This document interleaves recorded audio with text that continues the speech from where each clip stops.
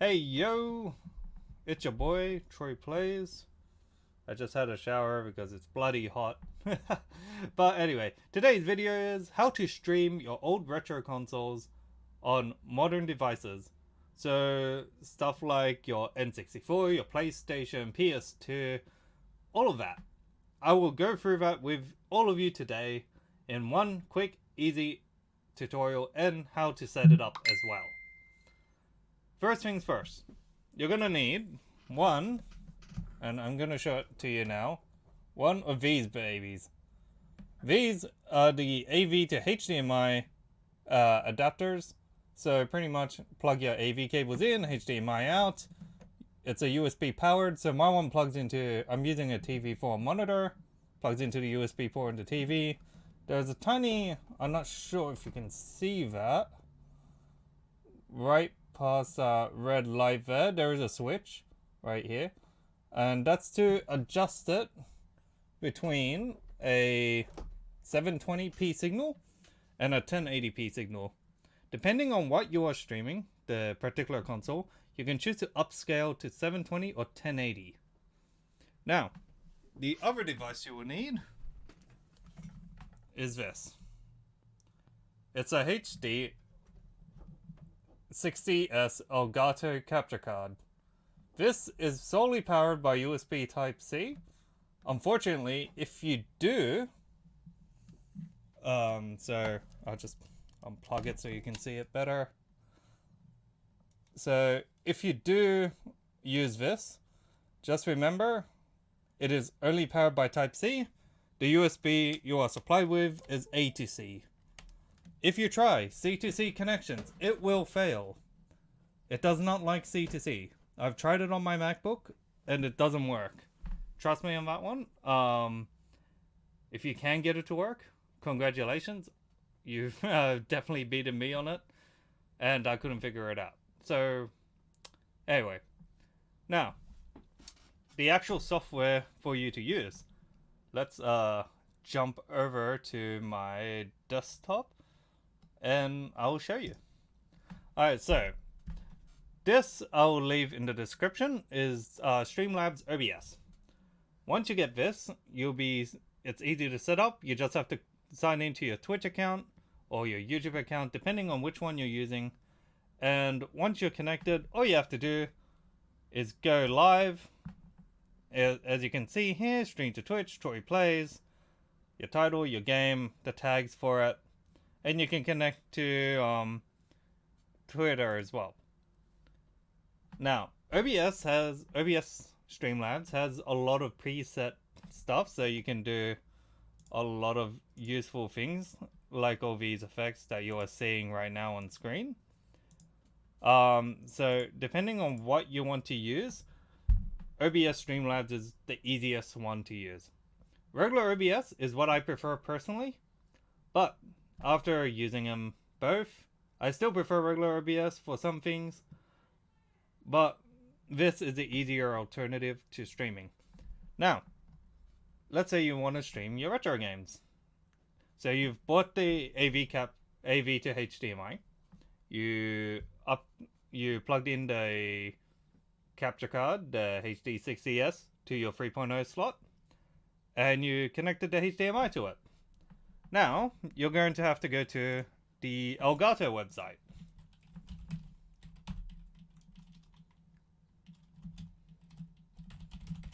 So, once you get onto the Elgato website, which is this one here, all you have to do is go downloads, select your product, which is HD60S for Windows or Mac, depending on what you use, and there you go. Download and install either one of these softwares. That will install the drivers properly and make sure your capture card is running correctly. You may need to do a Windows update to actually also get it to boot if the drivers you download or the program you download doesn't boot the actual capture card. Once you got it booted, all you have to do, come back to Streamlabs, go to new source. So new source is plus button. But first you'll want to create, you add a scene. So the scenes are like how you got this screen. This is a scene. Or transition between other scenes. So once you set up there, all you have to do, add a new source and choose where is it? Video capture device. Once you do that, add source, and it'll ask you which device. Now, if it's blank, it's because you haven't set it up. If you have a new source, you can do this, add as a new source instead, rename it, and you'll get this screen. Once you get this screen, all you have to do is, I'm just double checking to make sure it's up on screen. Hold on. There we go. So once you get this screen, all you have to do is make sure you select the correct USB option.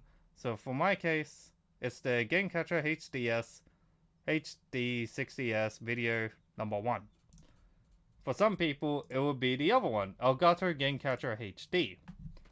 Now, if it doesn't work on HD60S, try the other one.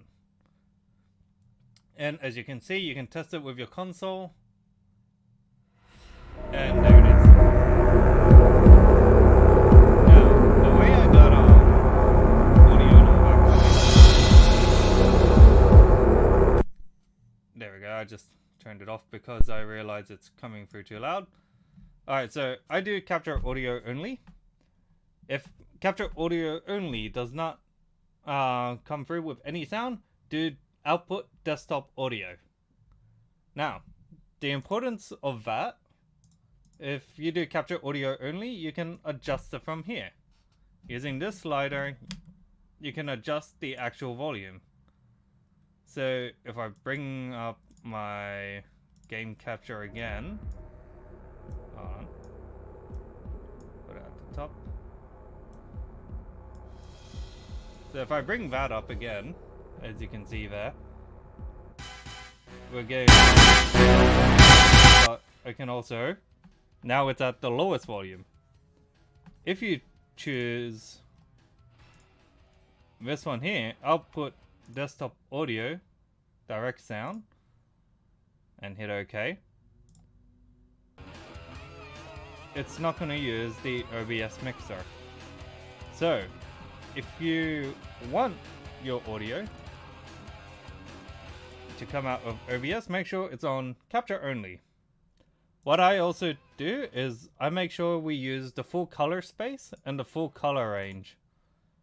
That's probably going to be the best for you for streaming. Buffering, I always enable it. But it's really up to yourself. If you find your stream is too loud, the best thing to do is to hit record and test the audio levels of your stream.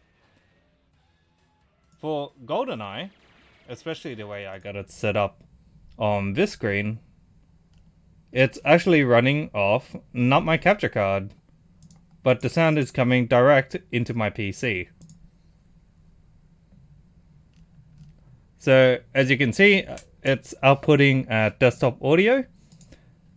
So on my desktop audio, especially if I'm on this screen, I will actually go down here to volume mixer, open it up, and then this here I would start to adjust depending on how loud I want it.